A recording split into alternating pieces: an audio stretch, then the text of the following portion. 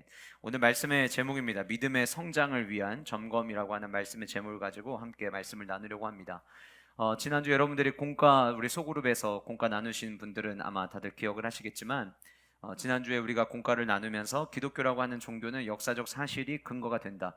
역사적 사실을 근거로 생겨난 종교는 아니에요. 그러나 기독교라고 하는 종교를 단순히 우리가 마음적으로나 이념적으로나 내 머릿속으로만 생각하는 그런 종교가 아니라 우리가 믿는 기독교라고 하는 이 종교는 역사도 뒷받침하고 있는 그런 종교다라고 하는 것을 우리가 다뤘습니다. 그럼에도 불구하고 우리는 기독교라고 하는 종교를 생각하면 여전히 관념적인 생각과 이념적인 생각들이 앞서거나 혹은 그저 내 마음의 위안을 삼는 종교 정도로 생각하게 되는 경향이 없지 않게 있습니다. 그 이유는 왜 그러냐면 교회에서 사용하는 용어들이 매우 이념적이거나 관념적이거나 철학적으로 다가오기 때문이에요. 예를 들면 이런 겁니다. 교회에서 많이 쓰는 단어 중에 사랑은 눈에 사실 어느 정도 표현이 돼요. 사랑하면 어떤 반응을 보이고 그리고 사랑했을 때 어떠한 태도와 반응들이 나타나는지를 우리가 알기 때문에 사랑하면 그나마 교회에서 사용하는 용어들 중에서는 설명이 어느 정도 가능합니다. 그런데 믿음이라고 하는 단어를 설명해 보세요 라고 이야기를 하면 무엇을 우리가 믿어야 하는지에 대해서는 설명을 할 수 있지만 그 믿음이 무엇인가에 대해서는 정의하는 게 굉장히 어려워요.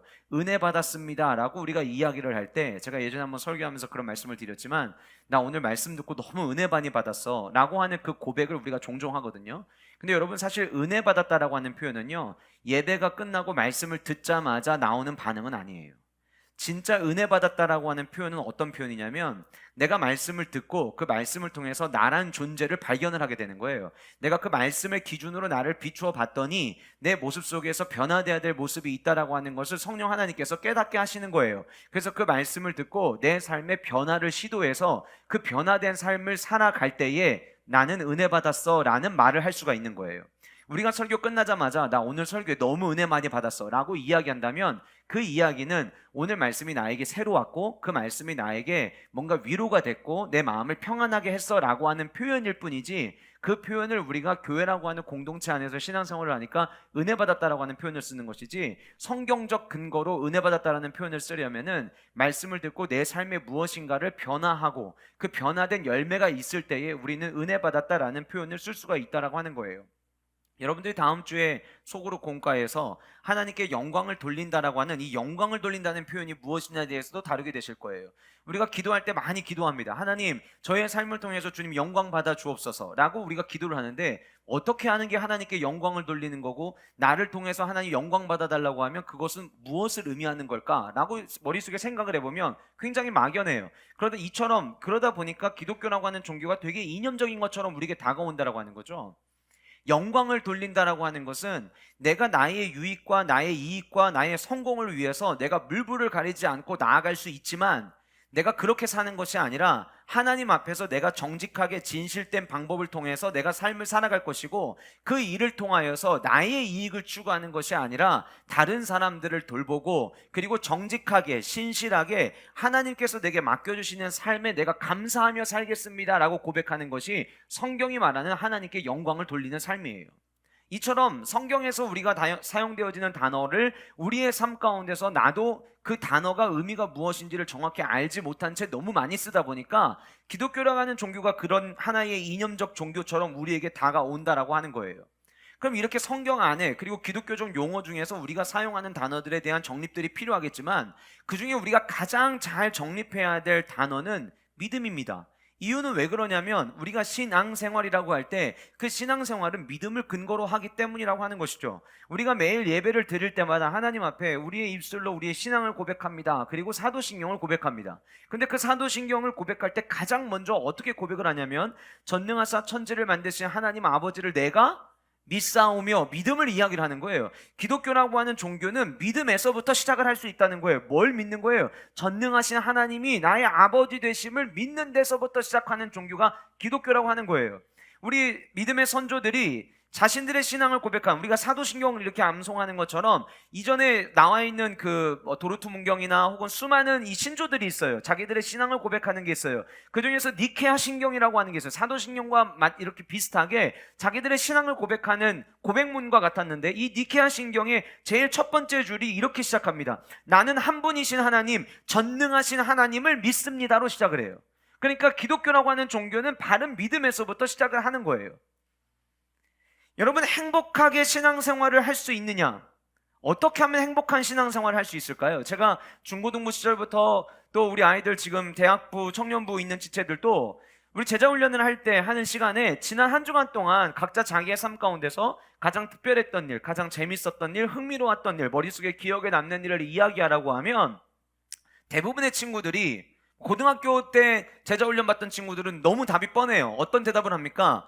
목사님, 지난 한 주간 똑같았어요. 왜냐하면 매일 아침 눈 뜨면 학교 가고, 학교 끝나고 자습하고, 자습 끝나면 집에 오고, 이런 삶이 그 전주에도 그랬고 그 다음 주에도 그러고 똑같아요. 어떤 시험 기간이지 않는 이상 같은 삶이 일상이 반복된다라고 하는 거예요.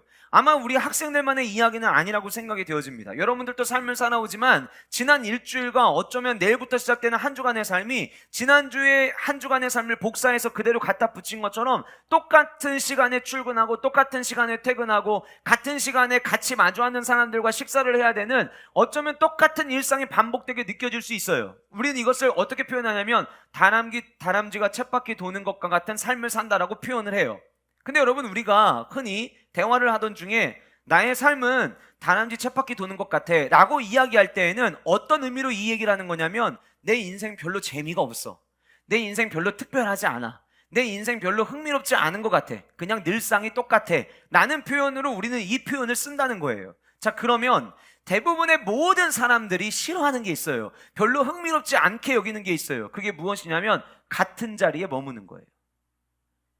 이 같은 자리 안에서 변화가 없으면 그걸 힘들게 여겨요. 여러분, 왜 우리가 휴가를 가요? 우리가 왜 여행을 갑니까? 이유는 왜 그러냐면, 물론 쉬기 위한 것도 있지만 늘 똑같던 일상에서 잠시 벗어나서 일상과 다른 삶을 좀 누려보고, 근데 그 누리는 그 삶이 우리에게 재충전이 된다고 생각을 하기 때문에 우리가 휴가를 하는 것을 가는 거예요.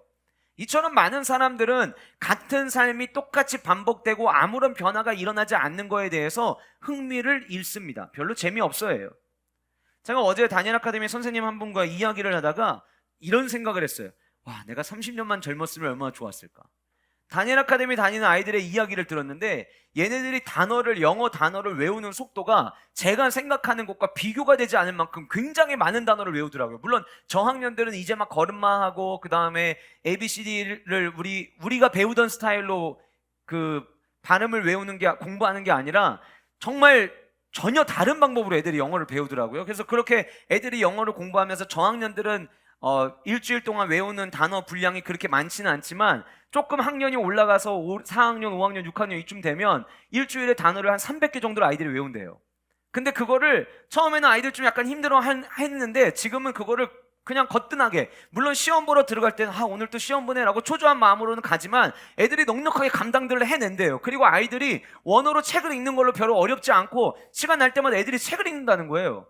제가 그 이야기를 듣고, 와, 30년만 젊었으면 나도 닭할 다닐 텐데, 이런 생각이 드는 거예요. 여전히 저에게는 풀리지 않는 숙제가 영어거든요. 근데 여러분 보세요. 만약에 아이들이 영어를 단어를 외웠어요. 그런데 그 전주에 외웠던 단어와 이번 주에 외우는 단어 변화가 없어요. 지난주에 내가 열심히 했는데 성장한 게 전혀 느껴지지 않아요. 그런데 조금씩 성장을 하면서, 예전에는 마치 영어가 암기였는데 이제 어느 순간부터가 암기가 아니라 단어를 보면 선생님이 가르쳐준 그 단어 알파벳을 가지고 내가 음을 풀이하기 시작을 해요. 그러니까 음을 읽기 시작을 하는 거예요.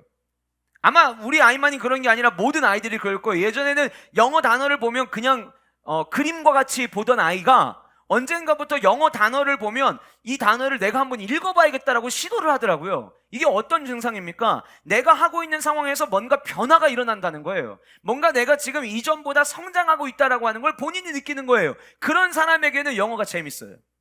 제가 왜 나는 영어가 재미없을까 생각해 보니까 나는 늘 똑같아요. 영어 공부 다시 해야지 마음을 먹을 때마다 늘 첫 번째 문법 1형식부터 다시 시작하는 저의 모습이 있더라고요.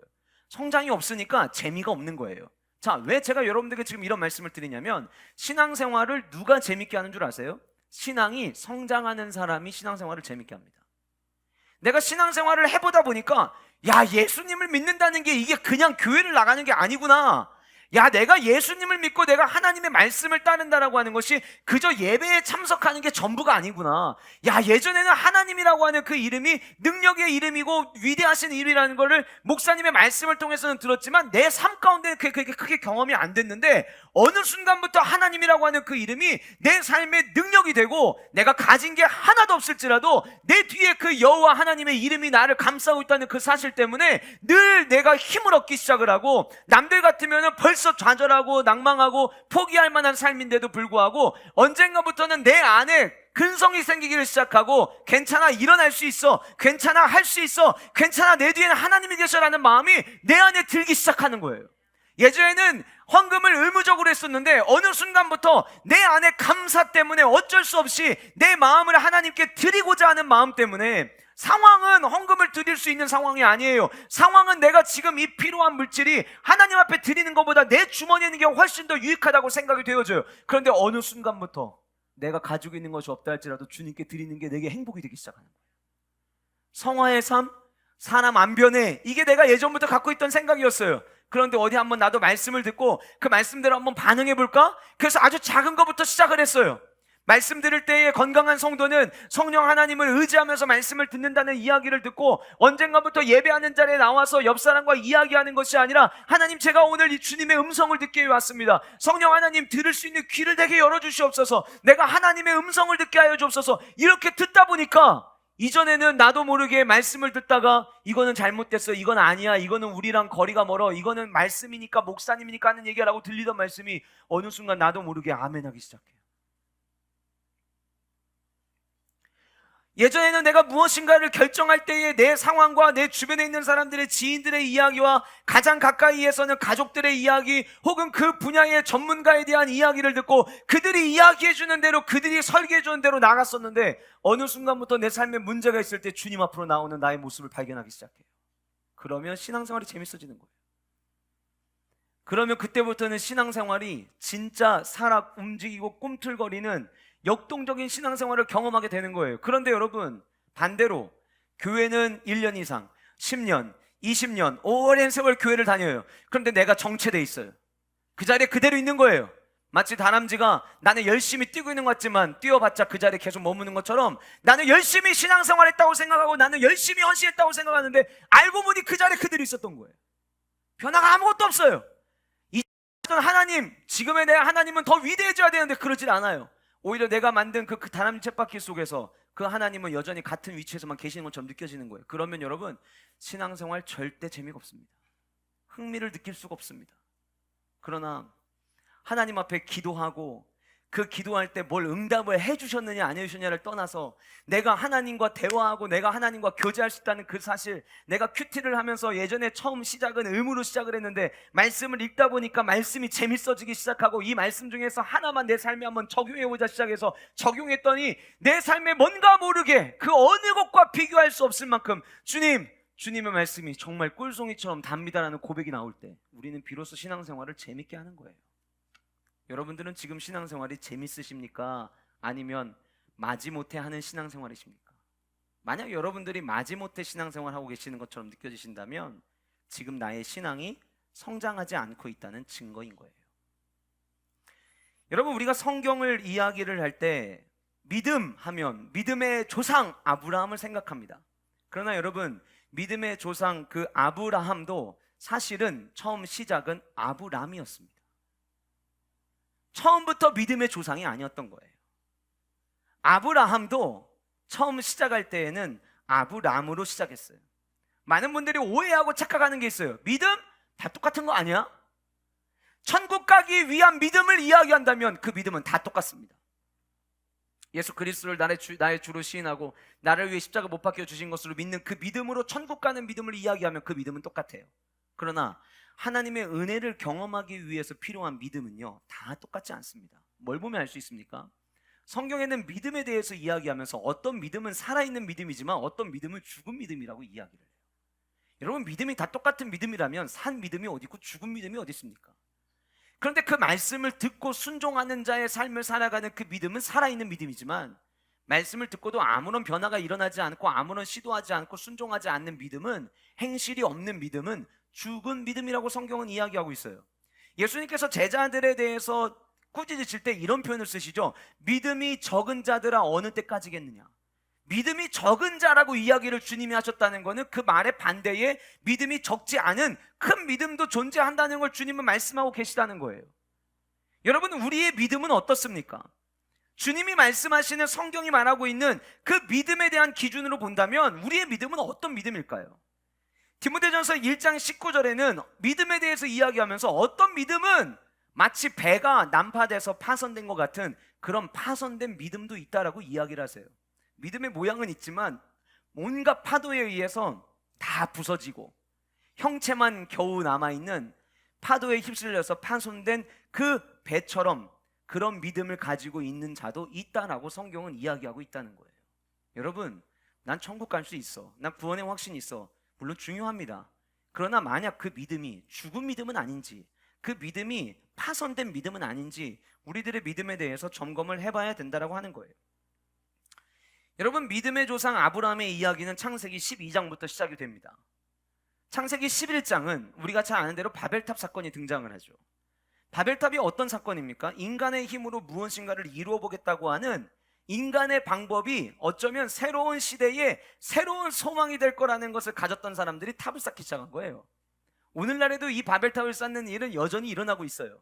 인간이 내린 결론이, 인간이 내린 방법이, 인간이 제시하는 그 방법이 신보다 더 뛰어날 수 있다라고 많은 사람들이 믿고 있어요. 심지어 교회 안에서도 하나님의 말씀의 방법보다도 사람이 세운 방법이 하나님보다 위에 설 수 있다라고 착각들을 하는 사람들이 너무 많아요.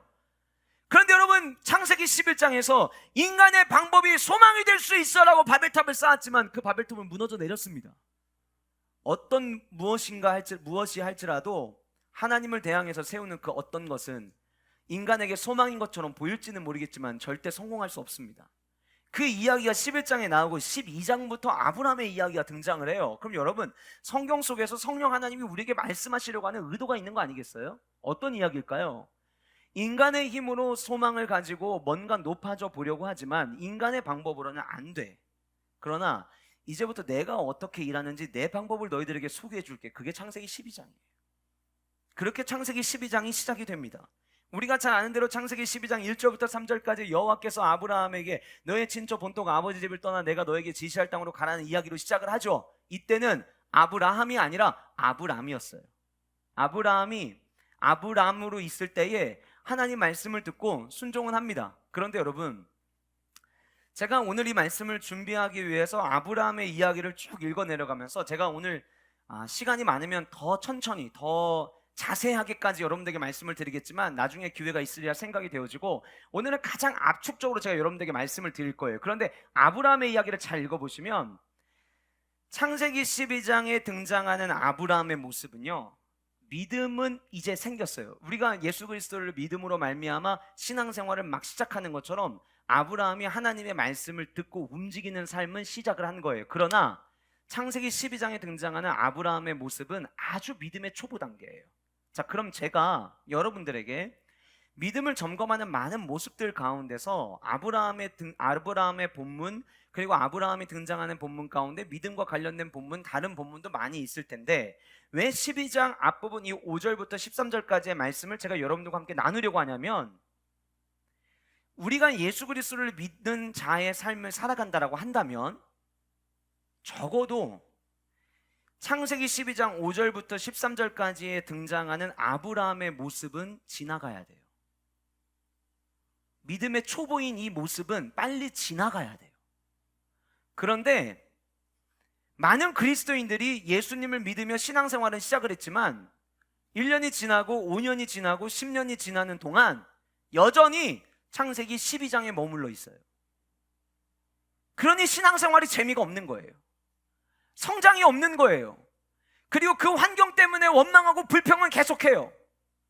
그래서 창세기 12장에 등장하는 아브라함의 이 믿음의 가장 초보적인 모습을 우리가 함께 살펴보면서 믿음의 조상이었던 아브라함도 이런 모습이 있었지만 아브라함은 처음부터 끝까지 창세기 12장에 계속 머물지 않았어요. 창세기 12장을 통과하고 난 이후에는 자기가 그토록 사랑하는 아들도 주님께 바칠 만한 믿음의 소유자로 성장하게 돼요. 여러분, 우리가 꿈꿔야 될 모습은 아브라함이지 아브람이 아니에요. 내가 예수 그리스도를 믿는데 여전히 아브람의 위치에 머무는 게 아니라 우리가 추구해야 될 모습은 믿음의 조상으로 성장해 나아가고 있는 그 아브라함의 모습이 우리에게 필요하다는 거예요.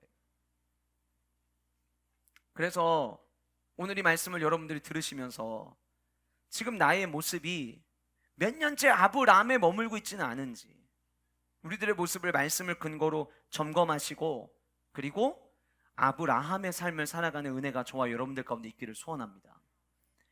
여러분, 창세기 12장 2절에 내가 너로 큰 민족을 이루고 내게 복을 주어 내 이름을 창대하게 하니 너는 복이 될지라. 이 본문은 매우 중요하지만 아브라함의 스토리를 이해하는 데 있어서 이 본문은 굉장히 중요합니다. 제가 아브라함에 대한 말씀을 묵상을 하다가 창세기 12장부터 말씀을 묵상하다가 창세기 11장으로 넘어갔어요. 창세기 11장으로 넘어가서 27절부터의 말씀 우리 잠깐 한번 보겠습니다. 자, 27절에 보시면 데라의 족보는 이러하니라. 그래서 데라에 대한 이름이 나와요. 그러면서 뭐라고 이야기하냐면 데라는 아브람과 나홀과 하란을 낳았대요. 27절에 하란은 롯을 낳았대요. 그러니까 아브라함의 조카인 거죠. 롯을 낳았고, 하란은, 이 롯의 아버지인 하란은 그 아버지 데라보다 먼저 죽어요. 그런데 어디서 죽냐면 갈대아 우르에서 죽어요. 자, 30절에 사레에 대한 이야기가 나옵니다. 사레는 임신하지 못함으로, 아브라함의 아내 사레는 임신하지 못함으로 자식이 없었어요. 31절, 데라가 할아버지죠. 아브라함에게는 아버지. 데라가 그 아들 아브람과 하란의 아들 그의 손자 롯을, 그리고 며느리 사레를 데리고 갈대아인의 우르를 떠나서 어디로 가고자 했냐면 가나안 땅으로 가고자 하더니, 31절 마지막에 하란에 이르러, 자, 가나안 땅이 목적지였어요. 그런데 하란에 머무르러요. 거류했다라고 표현하는데, 거류했다라고 하는 표현이 히브리어로는 안따라는 의미예요. 자, 그러면 이 거류했다라는 표현을 안따라는 단어를 여기 썼다는 거는, 이거는 오래 머물 생각을 한 게 아니에요.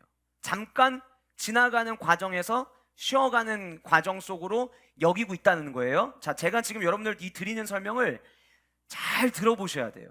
그러면은 믿음의 우리의 상황 속에서 이게 왜 중요한가를 우리가 이해를 할 수가 있어요. 자, 그런 중에 32절에 데라가 나이 205세가 되어서 어디에서 죽었대요?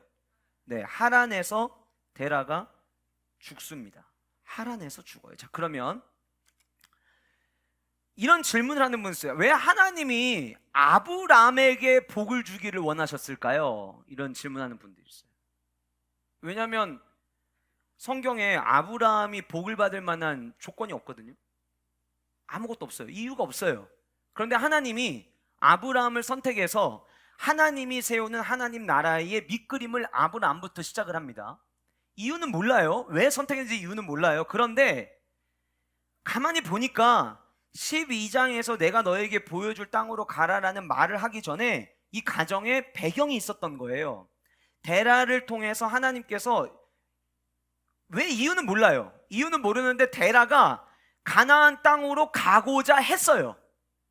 자, 갈대아 우르에서 살던 그의 가족들이 가나안 땅으로 가자. 그래서 가나안 땅으로 가던 중에 하란에 머물렀어요. 그런데 아버지가 세상을 떠납니다.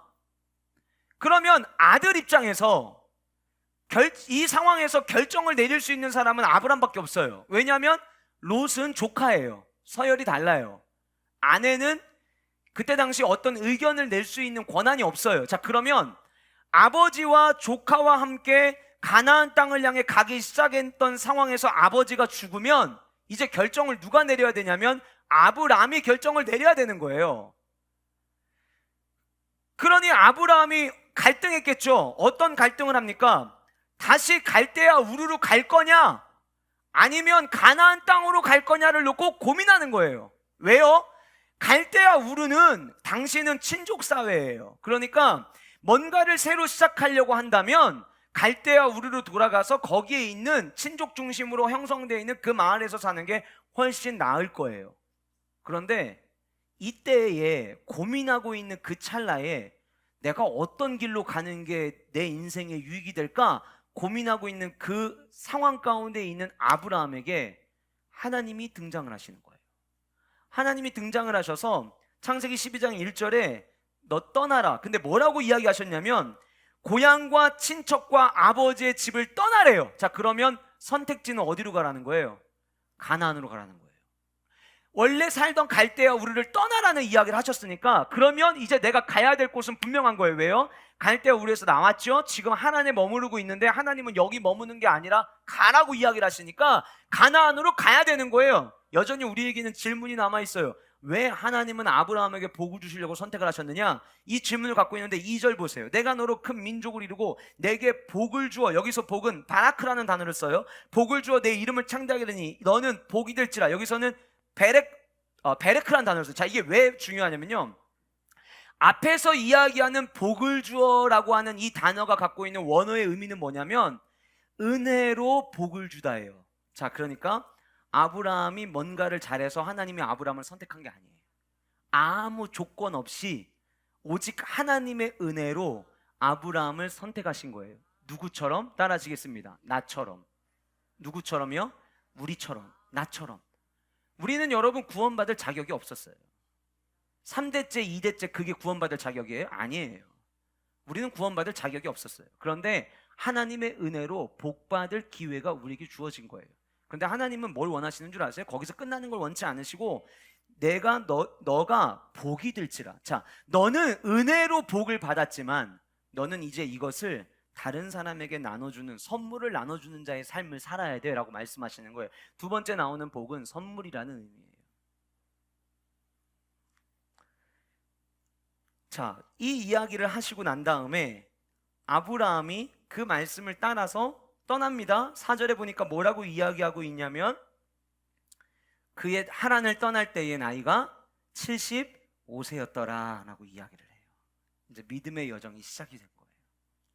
그런데 본문에 등장하는 아브라함의 신앙은 어린아이와 같은 신앙이었어요. 이제 막 믿음 생활은 시작했지만 성장하기 전의 모습이었어요. 세 가지를 오늘 말씀드릴 거예요. 나의 믿음이 지금 어린아이와 같이 초보의 단계에서 나의 믿음이 머물러 있느냐 아니면 나는 이 단계를 뛰어넘었느냐, 세 가지로 점검을 해보실 거예요. 여러분들 가운데는 나는 오늘 이야기하는 이 말씀의 세 가지는 나는 이미 넘어선 것 같아 라는 마음이 주신다면 교만하라고 주시는 말씀이 아니라 다시 이 자리로 돌아가지 말라고 주시는 말씀이에요. 혹 여전히 이 자리에 머물고 계시는 분이라면 창세기 12장 2절의 말씀처럼 너가 은혜로 복을 받았지만 이제는 복을 주는 자가 되라고 주님이 우리를 격려하시고 이 초보의 단계를 벗어나기를 원하시는 하나님의 권면으로 이 말씀을 들으시는 여러분들 되시기를 주님의 이름으로 축복합니다. 어떻게 점검할 것이냐? 첫 번째는 예배의 목적으로 점검하라는 거예요.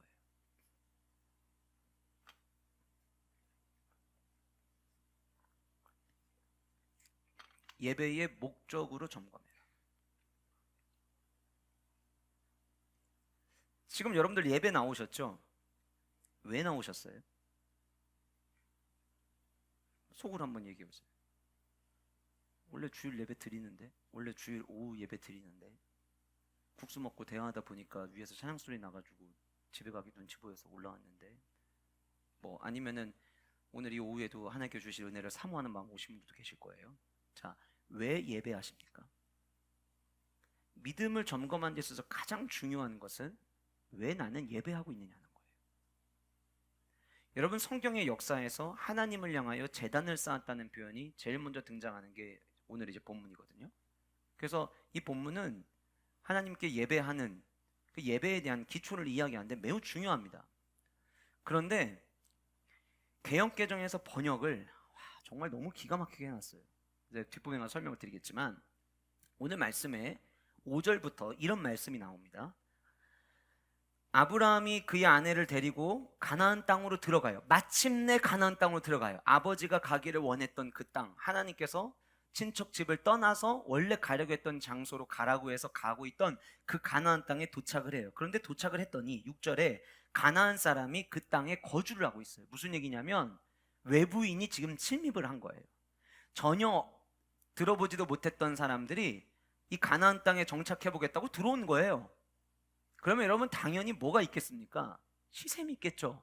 쉽지 않아요. 자, 그때에 야, 이거 여기서 자리 잡는 거 이거 만만치 않겠는데, 여기서 우리 가정이 정착한다는 거 이거 쉬운 일이 아니겠는데 라고 하는 생각을 할 그때에 7절 여호와께서 아브라함에게 나타나십니다. 이렇게 말씀하세요. 내가 이 땅을, 너 지금 약간 사람들 시샘하는 거 눈치 보이는 거 너 느껴지지? 근데 괜찮아, 내가 이 땅을 내 자손에게 내가 줄 것이다. 자, 그런데 본문 속에 지금 아직 아브라함은 자손이 있어요, 없어요? 없는 상태예요. 그런데 약속하신 거예요. 내 자손에게 주리라. 자, 그래서 제단을 쌓은 얘기가 나오는데 잘 보세요, 성경 말씀을. 자기에게 나타나신 여호와께 그가 그곳에서 제단을 쌓고, 제가 오늘 말씀을 정말 많이 읽었어요. 묵상을 정말 많이 했어요. 그리고 느낀 게 뭐냐면 제단을 쌓는 이 과정이 다른 것 때문이 아니었어요. 지금 막 힘들어하고 있는데, 야, 여기서 어떻게 정착하지? 이런 생각을 하고 있는데 하나님이 축복의 메시지를 들려주시는 거예요. 내가 이 땅을 너의 자손에게 주겠다. 그 말을 듣고 자기에게 나타나신 여호와께 라고 한 이야기. 자, 자기에게 나타나신 여호와께라는 이 말이 나타나는 거는 뭘 의미하는 거냐면 7절 초반에 여호와께서 아브라함에게 나타나 이르시되, 그러면 나타나 이르셔서 말씀하신 그 내용이 지금 제단을 쌓은 근거가 되는 거예요. 그 근거가 뭐예요? 걱정하지 마, 너 잘 살게 해줄게, 그거예요. 예배를 드려요. 왜 예배를 드리냐면 일종의 보험인 거예요. 내 평안한 삶을 살기 위해서 일단 예배는 드리자. 주일 성수는 하자. 왜 주일 성수는 하자, 이런 표현이 왜 나오는 거예요? 주일을 여러분 정말 하나님께 예배하는 하루로 온전히 드리는 게 아니라 주일 성수는 해야지, 이 말이 자칫 주일날 그래도 예배는 드려야지 라고 만약에 쓰인다면 그건 잘못된 거예요. 지금 믿음의 초보였던 아브라함은 예배를 복 주신다는 말씀을 듣고 나서 기분이 열린 거예요. 마음이 열린 거예요. 우리가 예배를 드릴 때 하나님이 뭔가 나를 위로하시고 은혜를 주신 것이 마음의 문이 열려서 예배를 드리는 거는요, 언제 하는 거냐면 믿음의 초보 때 하는 거예요. 그래서 8절에 뭐라고 이야기합니까? 거기서 베델 동쪽 산으로 옮겨 장막을 치니 서쪽은 베델이요 동쪽은 아이라. 그가 그곳에서 여호와께 제단을 쌓고 여호와의 이름을 부르더니. 제단을 쌓고 뭘 했대요? 여호와의 이름을 부르더니. 여러분, 성경에 여호와의 이름을 부르더니 라고 하는 이 말이 오늘 본문에서 두 번째로 쓰이고 있는 본문이에요. 첫 번째 어디에 쓰여있는지 한번 잠깐 볼게요. 창세기 4장 26절을 펴보세요. 창세기 4장 26절. 제가 25절을 읽을 테니까 여러분들이 26절을 같이 읽어볼게요. 아담이 자기 아내와 동침하며 그가 아들을 낳아 그의 이름을 셋이라 했으니 이는 하나님이 내게 가인이 죽인 아벨 대신에 다른 씨를 주셨다 하며, 아들을 새로 주신 거예요. 그 아들 이름이 셋이었고, 주신 이유가 뭐냐? 아벨이 가인에 의해서 죽임을 당했는데 그 가인을 대신해서 주셨다는 거예요. 자, 26절 같이 읽겠습니다. 시작.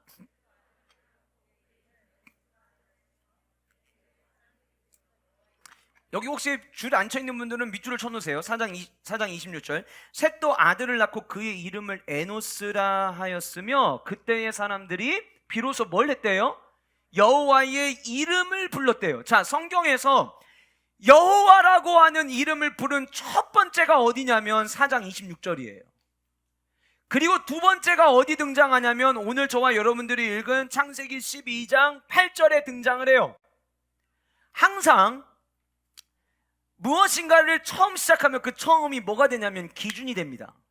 성경도 마찬가지예요. 잘 들어보세요. 성경은 여호와의 이름을 부르는 기준을 창세기 4장 26절을 통해서 우리에게 이야기해 주고 있어요. 셋이 아들을 낳아서 그 아들의 이름을 에노스라 하였으며 그때에 라고 돼 있어요. 그때에 여호와의 이름을 부르게 됐어요. 자, 그러면 에노스의 이름이 뭔가 의미가 있다는 거예요. 에노스 때에 비로소 여호와의 이름을 부르게 됐어요. 에노스라는 말의 의미가 무엇이냐? 에노스라는 말의 의미는요, 죽을 수밖에 없는 존재, 깨진 존재라는 의미예요. 자, 잘 들으셔야 돼요. 죽을 수밖에 없는 존재, 깨진 존재임을 고백하는 그때에 여호와의 이름을 부르는 거예요. 우리가 예수 그리스도 앞에, 십자가 앞에 나를 세우고 내가 죄인됨을 발견하고 나는 죄로 죽은 인생이구나 라는 걸 깨달을 때 비로소 하나님을 찾아요. 비로소 하나님의 이름을 부를 수 있어요. 나라는 존재가, 나는 깨질 수밖에 없는 그런 연약한 존재라는 걸 깨달을 때 우리는 모든 힘의 근원 되시는 여호와 하나님을 찾게 되는 거예요. 이게 창세기에서, 성경 전체에서 우리에게 이야기해주는 언제 여호와의 이름을 부르느냐에 대한 해답을 우리에게 이야기를 하고 있어요. 그런데 지금 아브라함은 여호와의 이름을 부르기는 불렀어요. 그런데 나는 죽을 수밖에 없는 존재요, 나는 깨어진 존재입니다를 발견해서 여호와의 이름을 부른 게 아니에요. 아브라함은 하나님이 복 주신다고 하니 그분의 이름을 부른 거예요. 신앙의 초보 단계는 그분이 내게 복 주신다고 하니까 그분을 찾는 단계예요. 그분이 나를 안전하게 해주신다고 하니까 그분을 찾는 거예요. 내 삶에 문제가 있는데 이 문제를 예배하러 나아가면 행여 하나님이 그래도 예배 안 드리는 것보다 드리러 나온 것이 이쁘고 그것이 기특해서 나에게 안정감을 주시고 나에게 복을 주시고 우리의 가정에 닫혀있던 문들을 열어주시는 것을 기대해서 드리는 게 예배가 아니라, 예배는 언제 우리가 여호와의 하나님의 이름을 부를 수 있냐면 우리가 아무것도 아니라는 사실을 깨달을 때 드리는 게 예배예요. 여호와의 이름을 불렀다는 표현이 12장 9절에 등장을 하고 세 번째로 어디 나오냐면 13장 18절에 나옵니다. 자, 주인공은 똑같이 아브라함이에요. 그런데 여기서 아브라함의 고백이 신앙의 초보 단계를 벗어나서 비로소 고백하는 거예요. 자, 보세요. 13장 18절에 뭐라고 이야기합니까? 이에 아브라함이 장막을 옮겨 헤브론에 있는 마므리 상수리 수풀에 이르러 거주하며 거기서 여호와를 위하여 제단을 쌓았더라. 자, 보세요 여러분. 13장 8절에서는요 13장 7절과 13장 8절에서는 여호와께 제단을 쌓았다는 표현을 썼어요. 대상자만 정확한 거예요. 예배를 드리는 대상이 있는 거예요. 그런데 13장 18절은 예배를 드리는 목적이 나와요. 어떻게? 여호와를 위하여. 그분이 아니면 나는 깨진 존재예요. 여러분, 이 13장의 이 두 번째 여호와의 이름을 부르기까지 어떤 스토리가 중간에 끼어 있습니까? 자기 아내를 누이라고 속이는 과정이 들어가 있고요. 그 다음에 조카 롯과 다투는 장면이 나와요. 이거를 겪으면서 아브라함이 깨닫기 시작을 한 거예요. 아, 내가 하는 게 아니구나. 내가 할 수 있는 게 아니구나. 나를 여기까지 인도하시는 분은 하나님이시구나라고 하는 것을 깨닫게 되는 거예요. 예배는 신앙생활에 있어서 가장 기본적인 첫 단추예요. 첫 단추를 잘못 깨면요, 두 번째부터 마지막까지 아무리 단추를 잘 깬 것처럼 보여도 결국은 다시 다 풀어야 돼요. 예배가 저와 여러분들의 신앙생활에 기초가 되지 않으면 그 이후에 우리가 얼마나 헌신을 하고 봉사를 하고 기도를 몇 시간을 하든 예배가 무너져 버려 있으면 나머지는 다 내가 정상적으로 하는 것 같아도 다시 다 풀으셔야 돼요.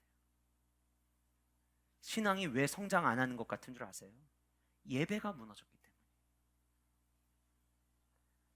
한국교회뿐만이 아니라 전 세계 성도들이 하나님의 말씀 듣는 시간이 가장 적합한 시간이 25분으로 설문조사를 했더라고요. 이거 자체가 웃긴 거 아니에요? 예배에 대한 수많은 설문조사 가운데 설교 시간이 몇 분이 적당하냐? 이 자체가 여러분 잘못된 거 아닐까요? 내가 왜 예배하러 나오는 거예요? 시간 때우러 나오는 거예요? 바쁜 삶을 사는데 교회에서 25분 이상 앉아서 말씀을 들을 여유가 없습니다. 그럼 예배 안 드려야죠. 왜 예배 드리는 거예요?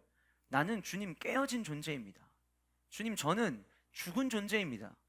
저는 주님의 이름을 부르지 않고는 살 수가 없습니다. 그래서 제단을 쌓을 때에 그 예배가 우리에게 온전한 예배로 세워질 수 있다라고 하는 거예요. 여러분, 우리가 신약 성경에서 예배하면 가장 대표적인 본문을 어디를 꼽습니까? 요한복음 4장 수가성 사마리아 여인을 주님이 만나는 장면이죠. 그 장면에서 예수님이 처음 사마리아 여인을 만나자마자 그때부터 예배에 대해서 가르쳐 주셨나요? 아니에요. 뭐 합니까? 네 존재가 어떤 존재인지 한번 생각해봐. 남편 데리고 오렴. 남편이 없어요. 지금까지는 자신의 삶이 다 옳은 줄 알았어요. 그런데 주님 앞에 서서 내 삶이 옳지 않았구나라는 걸 깨달았을 때에 주님이 예배에 대해서 가르치세요. 그리고 이렇게 말씀하시죠. 내가 찾는 사람이 있다. 영과 진리로 예배하는 자를 나는 찾는다. 그럼 하나님 왜 찾으실까요? 그냥 심심해서요? 아니요. 도우시려고, 보호하시려고, 우리의 피난처로 혹은 우리의 힘으로 금요일 저녁 말씀 드린 것처럼 외적으로부터 오는 어려움에서부터 우리를 보호하시는 피난처로 내 내면에 강력한 힘을 주시려고, 내 곁에 함께 계시려고 주님은 저와 여러분들을 찾으시는 거예요. 나는 예배도 무너졌어요. 예배드리는 목적도 무너졌어요. 그런데 왜 하나님 저를 안 찾으시는 거예요? 라고 말한다면 뭔가 문제가 있겠죠. 사랑하는 성도 여러분, 예배를 나는 왜 드리고 있느냐? 예배를 드리는 목적이 무엇이며 내가 오늘 이 시간에 하나님 앞에 나와 예배하는 것은 무엇 때문이냐? 여러분들의 신앙의 모습들을 잘 점검하시기를 바랍니다. 예배는 내가 원해서 드리는 게 아니에요. 예배는 일종의 보험으로 드리는 게 아니에요. 예배는 하나님 앞에 나를 고백하기 위해서 드리는 것이 예배라고 하는 것을 저와 여러분들이 기억할 수 있기를 바랍니다. 두 번째로 어떻게 점검할 것이냐? 환난의 반응으로 점검해야 돼요. 환난의 반응. 아브라함이 하나님이 약속을 하셨잖아요. 내가 이 땅을 내 자손에게 주겠다. 이게 하나님의 약속이었어요. 그리고 여호와께 제단을 쌓고 여호와의 이름을 불렀어요. 그런데 예배가 잘못되니까, 예배를 드린 목적이 무너져 내린 상황에서 시작을 하다 보니까 그 다음에 이상한 반응을 보여요. 9절 여호와의 이름을, 8절 마지막에 여호와의 이름을 부르더니 점점 남방으로 옮겨갔더라. 지금 가나안 땅 목적지에 도착을 했어요. 그런데 점점 남방으로 내려가기 시작을 해요. 왜 내려가느냐? 10절에 이렇게 이야기합니다. 그 땅에 기근이 들었으므로. 온전한 믿음 생활을 하는 이들은요, 어려움이 안 오는 게 아니에요. 여러분, 신앙 좋고 건강한 사람은 영양제 하나도 안 먹고 100세까지 아픈데 하나도 없이 살다가 주님 앞에 와서 기도하고 집에 가서 새벽 예배 끝나고 좀만 오침해야겠다 하고 누운 사이에 주님이 고통도 모르고 다 데리고 가십니까? 그렇게만 된다면요, 지금 한국 교회마다 부흥 끊이지가 않을 거예요. 그러질 않잖아요. 교회 다니다가 시험 때문에 교회를 떠나요. 여기서 말하는 시험은 관계 시험을 얘기하는 게 아니라, 하나님이 살아계신데 어떻게 우리 사업 이렇게 힘들 수 있어? 하나님이 살아계신데 어떻게 우리 가정에 이렇게 아픈 환자가 생길 수 있어? 하나님이 살아계신데 왜 시험 합격이 그렇게 안 돼? 왜 하나님이 살아계신데 그토록 원하는 행복한 가정이 이루는 게 나에게는 그렇게 어려워? 그렇게 아무리 열심히 믿으면 뭐해? 하나님이 아무런 도움을 안 주시는데? 그럼 떠나야지. 이런 사람들이 너무 많아요, 여러분. 예배가 잘못된 거예요. 주님 앞에 나왔던 목적이 그동안 잘못됐던 거예요. 예수님을 잘 믿고 하나님을 잘 믿고 믿음이 성장하는 사람들에게는 어려움이 안 일어나느냐? 어려움이 일어나요. 아파요. 힘든 일이 있어요. 점점 기근이 우리의 삶 가운데 찾아와요. 그런데 믿음을 소유한 자는요, 위기가 와도 그 위기를 보지 않고 하나님을 봐요. 누구의 모습을 이야기하는 줄 아세요? 나중에 등장하는 아브라함의 모습이 그랬어요. 어떻게 얻은 아들인데 그 아들을 바치라고 합니까? 그런데 그때부터는 환경이 눈에 안 들어와요. 주님만 눈에 들어오는 거예요. 그 말씀하신 하나님만 바라보게 되는 거예요. 그러니까 그토록 사랑하는 아들을 데리고 모리아산으로 올라갑니다. 그리고 우리는 성경을 통해서 칼로 찍어서 죽이려고 할 때 멈추라는 걸 우리는 알고 있지만, 아브라함 여러분 그거 예상했겠습니까? 그거 예상하지 않았어요. 무슨 얘기입니까? 아브라함의 눈에는 그 어떤 것도 사랑의 대상이 눈에 들어오지 않고, 오직 내가 의지하고 내가 따라가야 될 분은 하나님 한 분이시라는 사실을 믿은 거예요. 그게 믿음의 조상 아브라함의 모습이었어요. 그런데 믿음이 성숙하기 전에는 어떤 모습이었냐? 오늘 본문의 모습이에요. 그 땅에 기근이 들었으므로 아브라함이 애굽에 거류하려고 그리로 내려갑니다. 자, 여러분, 이게 단순히요 새로운 장소를 향해서 찾아간 걸 이야기하는 게 아니에요. 지금 뭘 이야기를 하는 거냐면, 바로 7절에서 여호와 하나님께서 약속하신 그 약속을 기근이라는 환경을 만나니까 버려버리는 거예요. 어린아이와 같은 믿음은 어떤 믿음이냐면, 하나님이 내게 말씀의 은혜를 주세요. 때로는 연초에 송구영신 예배 때 말씀을 주셨는데 그 말씀이 정말 내 삶에 필요한 말씀이에요. 그 어느 때보다도 이 말씀대로만 이루어지면 더할 나위 없겠다. 그래서 말씀을 받았어요. 그런데 삶을 살다 보니까 2월달 되자마자 코로나가 터지기 시작을 해요. 분명히 하나님께서 송구영신 예배 때 내게 주셨던 말씀은 열매에 대한 말씀이었고 풍성함에 대한 말씀이었고 잘 될 거라는 말씀을 주셨는데, 이건 웬일인지 2월 마지막 주부터 시작을 해가지고 코로나에서 벗어날 생각을 못해요. 너무 힘들어요. 이제 앞으로 어떻게 살아야 될지에 대한 생각만 막연해요. 자, 이럴 때에 성숙한 믿음을 가지고 간직하고 살아가는 자는 여전히 뭘 바라보냐면 하나님의 약속을 바라봐요. 오히려 이런 희열을 느껴요. 야, 이렇게 힘든데 이 말씀을 내게 주셨다고? 이렇게 어려운데 이 상황을 내게 주셨다고? 야, 이건 말이 안 되는데? 이 위기에 내게 이런 길로 인도하실 거라고? 아직 내가 목격은 못했지만 여전히 나는 그 약속을 붙잡고 있는 거예요. 안 놓쳐요. 이게 믿음의 사람이에요. 그런데 믿음이 없으면은요, 하나님의 약속을 어떻게 표현하냐면 약속이고 나발이고 이렇게 표현해요.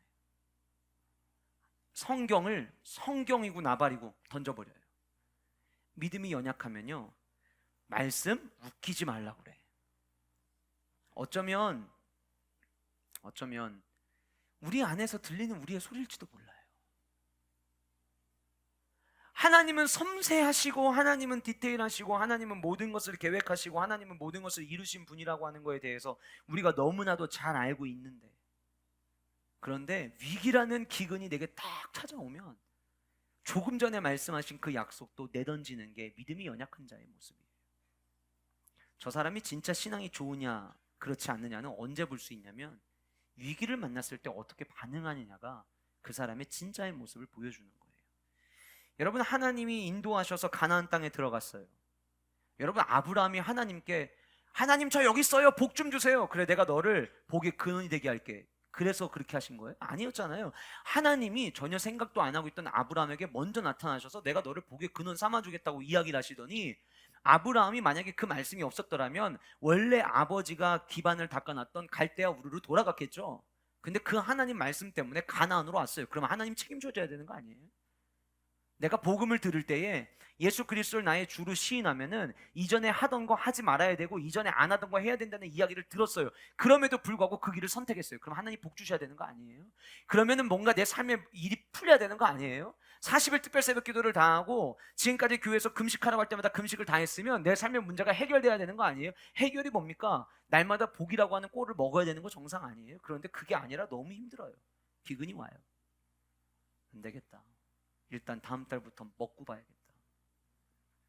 금식, 야 이것도 계속하니까 매너리즘 생기네. 그래, 매너리즘 생겨서 할 바에는 안 하는 게 나아.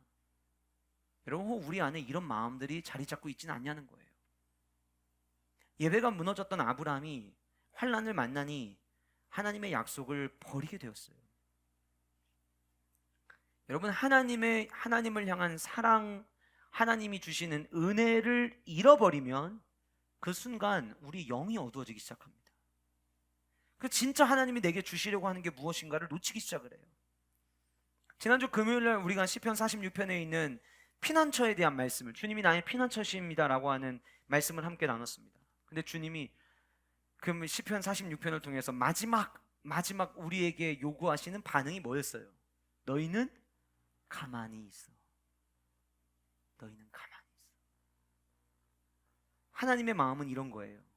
아브라함아, 남방으로 내려가지 마. 가만히 있어봐.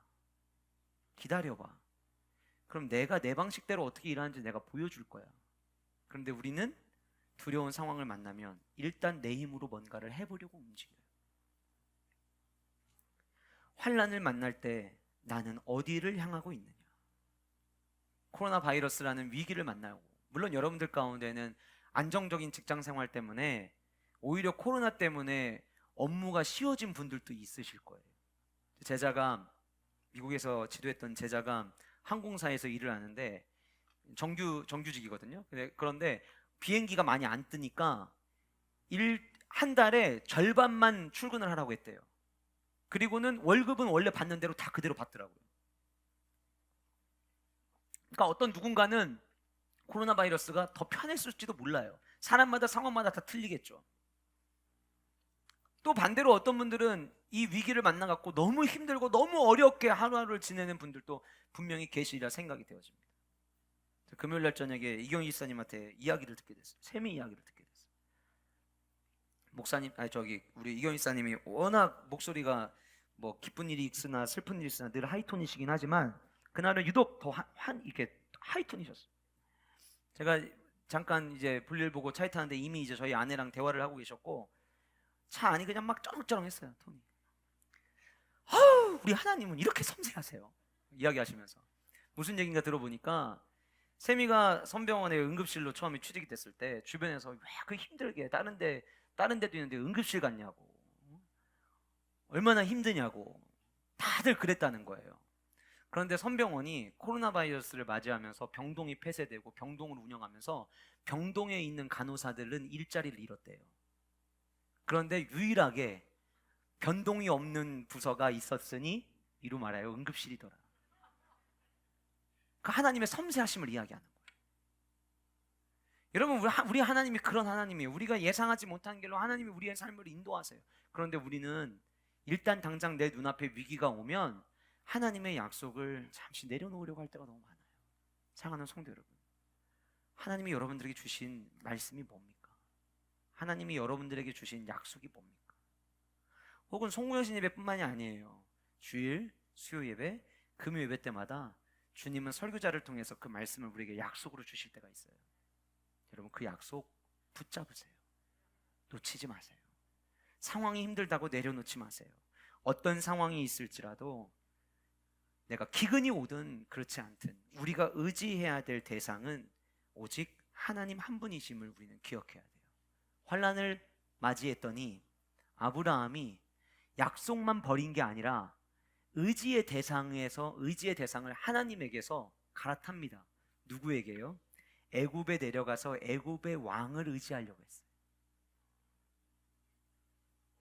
믿음이 연약하면요, 하나님에게만 기대야 될 성도가 하나님에게만 기대는 게 아니라 때로는 통장에 기대기도 하고, 때로는 주식에 기대기도 하고, 때로는 내가 아는 그 잘 나가는 사람에게 기대기도 하고, 때로는 다른 어떠한 무엇에 계속 나를 기대게 하고 맡기려고 하고 의지하려고 할 때가 있다는 거예요.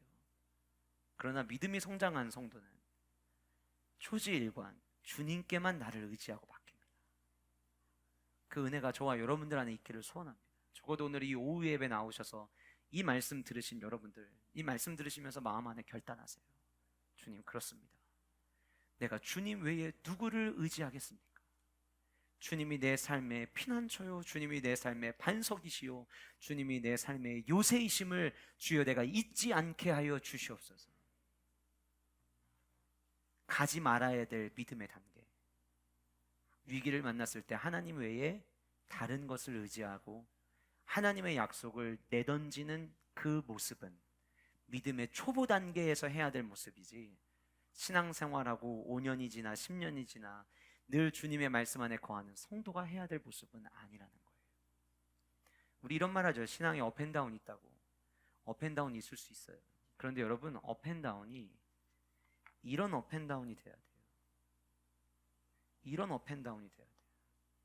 신앙생활에 업앤다운이 있을 수 있어요. 그러나 내려간 그 내려감이 성장을 위한 내려감이 되어서 다시 올라타야 돼요. 인생 롤러코스터 갔다 가잖아요. 롤러코스터의 특징이 뭡니까? 롤러코스터 계속 올라가는 게 아니에요. 내려갈 때가 있어요. 근데 여러분, 그 내려가는 것 때문에 가속력을 받아서 다시 치고 올라가요. 그래서 우리의 신앙생활의 업앤다운은 이런 구조가 돼야지, 이런 구조가 되면 안 돼요. 나중에는 어떻게 됩니까? 믿음을 저버려요. 교회를 떠나요. 나도 옛날엔 교회 다녔어 라고 말하는 사람이 될 수 있어요. 나는 지금 위기를 만났을 때 어떻게 반응하고 있는지 여러분들의 모습을 돌아보시기를 바랍니다. 마지막 세 번째로, 어떻게 점검할 것이냐. 제가 이 칸이 부족해서 관계의 자세로 점검하라고 이렇게 했는데요, 여기 위에다가 하나를 더 붙여주세요. 동역자와의 관계를 점검하라. 동역자와의 관계를 점검하라. 동역자와의 관계. 신앙생활을 하면서 믿음 생활을 하고 성장을 하게 되면요, 앞에 두 가지 우리가 함께 나눈 내용이 하나님 앞에 나와 예배하고 어려움을 당했을 때 내가 하나님 말씀을 여전히 붙잡고 있느냐, 여전히 하나님을 의지하느냐에 대한 모습으로 이야기를 했다면, 세 번째, 믿음이 성장한 사람은요, 함께 하나님의 자녀가 되고 함께 하나님의 복을 누려야 될 같은 성도와의 관계를 매우 소중히 여깁니다. 아브라함이 기근이 들었어요. 위기를 만납니다. 애굽으로 가요. 문제는 뭡니까? 애굽으로 가는 것까지 그럴 수 있다 쳐요. 그런데 가나안 사람도 하지 않는 짓을 합니다. 자기 살아보겠다고 아내를 누이로 말해요. 이 아내가 누굽니까? 물론 둘 다 살자고 이야기하는 걸 수도 있어요. 근데 여러분, 우리 결혼하신 우리 여자 성도님들, 길을 가다가 강도가 나왔을 때 당신은 뒤로 가 있어, 당신은 빨리 도망가, 당신은 가서 경찰서로 가, 이런 남편을 여러분들은 원하십니까? 그 다음은 얘기하지 않을게요.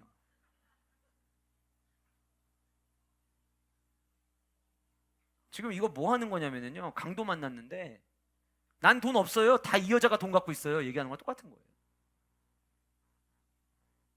너가 내 아내라고 하면 내가 너 때문에 죽을 것 같아. 난 죽기 싫거든. 그러니까 누이라고 좀 하자. 기도 안 하고 결혼하면 이제 이런 거 만나는 거예요. 근데 여러분 보세요. 이 여자가 그냥 아내가 아니에요. 이 여자가 어떤 여자입니까? 사례가 어떤 여자입니까? 12장 1절에서부터 시작해서 아브라함에게 약속을 주실 때 하나님이 주셨던 약속은 뭐였냐면, 내가 너로 큰 민족을 이루겠다는 거예요. 자, 민족을 이루려면 누구를 낳아야 돼요? 아이를 낳아야 돼요. 아이를 남자가 낳습니까? 여자가 낳습니까? 제가 굉장히 어려운 질문을 드렸나요?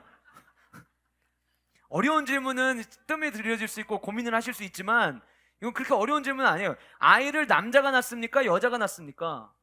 여자가 낳는 거예요. 그럼 여러분이 이 약속을 이루기 위해서는 누가 필요해요? 아내 사례가 필요한 거예요. 무슨 얘기입니까? 하나님이 주신 그 약속을 이루기 위해서 아브라함에게는 없어서는 안 될 매우 중요한 동역자예요. 하나님의 약속을 함께 받은 사람이에요. 하나님의 약속을 이루기 위해서는 끝까지 같이 가야 될 사람이에요. 그런데 약속을 저버리니까요, 그 믿음의 약속을 받은 이 신앙의 동지가 하나님의 약속을 이루기 위해서 끝까지 같이 가야 될 그 소중한 사람이 눈에 안 들어와요. 나 살겠다고 그 사람을 팔아넘기는 사람이 돼요. 여러분, 우리가 이 세상을 살아가면서 수많은 교제를 합니다. 직장 동료와도 교제할 것이고, 동창과의 교제도 있을 것이고, 혹은 한 지역의 선후배 간의 교제도 있을 것이고, 다양한 교제가 있을 거예요. 여러분들에게 가장 소중한 만남은 누구인가요? 저는 구원받은 성도라면 같은 교회, 같은 성도가 가장 나에게 위로가 되고 가장 나를 평안하게 해주고 내가 가장 의지할 수 있는 이가 저는 같은 교회 안에 있어야 된다고 생각해요. 저는 교회 안에 이런 사람이 없어야 된다고 생각하는데, 나는 교회 안에 내 마음을 터놓을 사람이 없어요 라고 하는 사람 된다면 굉장히 서글픈 거예요. 누구보다도 힘든 일이 있을 때 찾아와서 이야기하고 위로받고 용기 얻고, 제 방이요, 제 사무실이 애들이 참 자주 들락거려요. 조그만 애들 말고. 근데 제가 수많은 사람들이 제 방을 거쳐가지만 그 방을 거쳐갈 때마다 가장 행복할 때가 있어요. 언제인 줄 아세요? 들어와서 실컷 울다 갈 때. 문 열고 들어오면서부터 눈시울이 붉어져가지고 앉은 순간 울기 시작해서 제가 휴지꺼내서 건네줄 때. 적어도 그 아이에게는 목사님, 제가 지금 너무 힘들어요. 위로가 필요해요. 저 용기 좀 주세요. 그 아이는 행복한 거예요. 비록 지금 눈물을 흘리고 있을지라도 내가 의지할 누군가가 있다는 것만큼 행복한 게 없어요. 여러분, 우리가 이렇게 함께 모여서 예배드리는 이 대그룹의 예배 속에서 이런 교제를 경험하는 건 쉽지 않습니다. 그래서 뭐가 필요한 거예요? 소그룹이 필요한 거예요. 목장이 어떤 곳이 돼야 되냐면 내 모습을 나누고, 고민이 있으면 나누고, 기도 제목이 있으면 나누는 공간이 돼야 돼요. 그런데 목장 예배를 바빠서 내가 못 나갔는데, 아내 혼자 목장 예배를 나갔는데 가정의 기도 제목을 꺼냈어요. 그래서 목장 식구들이 연락이 왔어요. 요즘 이것 때문에 힘들다며요. 그 얘기 문자 받자마자 집에 와가지고 왜 그런 걸 얘기해? 그러면 여러분, 건강한 목장이 아닌 거예요. 내가 말할 수 없었는데 여보가 말했구나, 당신이 말했구나, 야 그래도 왜 감사하지 않아? 우리를 위해서 기도해 줄 수 있는 존재가 있다는 게. 여러분, 그런 성도가 행복한 성도예요. 나 살아보겠다고, 일단 내 감정이 좀 속 시원해야겠다고 남이 이 이야기를 듣고 상처를 받던, 아니면은 이것 때문에 교회를 떠날 지경에 이르르던, 그거 신경 쓰지 않고 내 감정에 너무 충실해서 내가 하고 싶은 이야기 다 한다면 단순히 관계를 점검할 게 아니라 내 믿음을 점검해야 돼요. 여러분, 교회가 어떤 곳입니까? 예수 그리스도를 주라 시인하는 자들이 모이는 곳이에요. 교회만큼 모두가 죄인되다라고 하는 것을 인정하는 집단은 없습니다. 우리 모두가 죄인이라는 걸 인정해서 성도가 되었어요. 그럼 부족함이 있겠죠. 때론 맞지 않는 게 있겠죠. 그러나 그런 과정 속에서도 서로가 서로를 소중히 여기는 교회 공동체가 건강한 교회 공동체고, 그것이 건강한 믿음 생활하는 자들의 모습이라고 하는 거예요. 저는 여러분들이 소그룹 안에서, 같은 전도회 안에서 서로가 서로를 배려하고 서로가 서로를 끌어안아주고, 내가 살기 위해서 다른 사람을 내가 밟고 일어서는 게 아니라 내가 행여 어려움에 빠진다 할지라도 그 사람을 먼저 세워줄 수 있는 교회 공동체가 될 수 있기를 주님의 이름으로 축복합니다. 고린도서 8장 13절에 이런 말씀이 있습니다. 그러므로 만일 음식이 내 형제를 실족하게 한다면 나는 영원히 고기를 먹지 아니하여 내 형제를 실족하지 않게 하리라. 교회 성도는요, 나 때문에 다른 사람이 실족받는 일이 일어나면 안 돼요. 여러분, 한번 따라해 보실까요? 나는 죄인이 맞습니다. 다른 해볼 거예요. 나는 문제가 많습니다. 나는 완성품이 아닙니다. 우린 이거를 늘 염두에 둬야 돼요. 문제는 뭐냐면, 나는 문제가 없고 나는 완성품이고 나는 의인이라고 생각을 하는 순간 나 때문에 다른 사람이 실족하는 일들이 일어나요. 제 머릿속에 늘 건강한 교회라고 하는 이 5개의 단어가 머릿속에 늘 꿈틀댑니다. 그 건강한 교회의 모델은 사도행전에 다 나와요. 사도행전에서 사도들을 중심으로 성령을 경험하고 난 이후에 일어난 변화를 사도행전 2장 42절부터 47절까지 이렇게 이야기합니다. 제가 읽어드릴게요. 그들이 사도의 가르침을 받아 서로 교제하고 떡을 떼며 오로지 기도하기를 힘쓰니라. 교제를 했는데 그 교제로 뭘 하기 위해 힘쓰기 위해서 했냐면 기도에 힘쓰기 위해서 교제를 했다는 거예요. 그리고 그 다음에 이런 말씀이 나와요. 사람마다 두려워하는데 사도들로 말미암아 기사와 표적이 많이 나타나니, 기사와 표적, 우리가 한마디로 얘기하면 기적이죠. 그 다음 44절, 믿는 사람이 다 함께 있어 모든 물건을 서로 통용하고.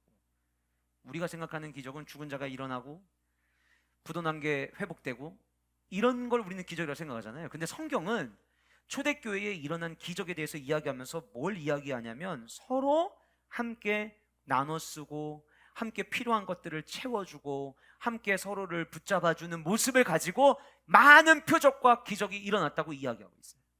왜 가능했을까요? 예수 그리스도의 십자가의 그 사랑 아래에서 성령 안에서 모두 하나가 되니까 나만 사는 게 중요한 게 아니에요. 같이 살아야 돼요. 이건 제 개인 기도입니다. 제 개인 기도 제목이에요. 제가 꿈꾸는 일이 하나가 있어요. 기회가 된다면 우리 성도님들 중에서 우리 아이는 학교를 단일 아카데미를 다닐 나이는 아니지만 우리 교회 혹시 아이들 가운데 단일 아카데미를 다니고 싶은데 재정적 상황 때문에 못 다니는 아이가 있다면 내가 지원해주고 싶습니다. 이런 분들이 있으면 좋겠다. 왜냐하면 실제로 우리 교회 성도님들 중에는요, 우리 대안학교가 다른 대안학교에 비해서 말도 안 되게 수업료와 모든 비용이 저렴하게 책정을 해놨지만 그럼에도 불구하고 그것이 부담이 돼서 아이는 보내고 싶은데 보내지 못하는 분들이 계세요. 물론 우리 모두가 다 그렇게 할 상황이 안 돼요. 그럼 만약에 어떤 누군가가 그로 인해서 바르게 세워지고 성장해서 하나님 나라의 제목이 된다면 얼마나 하나님 기뻐하실까요? 아브라함이 믿음이 연약했을 때에는요, 일단 내가 살고 봐야 됐어요. 이것은 믿음이 연약한 자의 모습이에요. 사랑하는 여러분, 온전한 믿음이 성장한 사람은 형제 사랑하기에 힘을 씁니다. 오늘 목사님이 낮예배 시간에 베드로전서에 있는 말씀 잠깐 말씀 언급해 주셨는데 그것이 진짜 건강한 믿음을 가진 자들의 모습이에요. 여러분 야고보서에서 그리고 요한일서에서 두 군데 야고보서와 요한일서는 전부 다 뭘 이야기하냐면 구원받은 성도, 믿음 생활하는 성도들의 바람직한 모습을 이야기를 해요. 그런데 두 군데 다 뭘 이야기하냐면 사랑을 이야기해요. 사랑하는 일에 힘쓰라고 이야기해요. 그것이 바른 믿음이라고 이야기를 해요. 여전히 나는 이기적이냐? 아니면 나는 나보다는 다른 사람을 위한 삶을 살아가고 있느냐? 여러분들의 지난 일주일의 삶을 보셨을 때 나를 위해서 한 거 말고 다른 사람을 위해서 한 것이 무엇이 있는지를 점검해 보세요. 그게 부족하다면 그것이 지금 연약한 나의 믿음의 모습입니다. 다른 사람을 돌볼 줄 아는 그리스도인으로 함께 성장하는 저와 여러분들 될 수 있기를 주님의 이름으로 축복합니다. 기도하시겠습니다.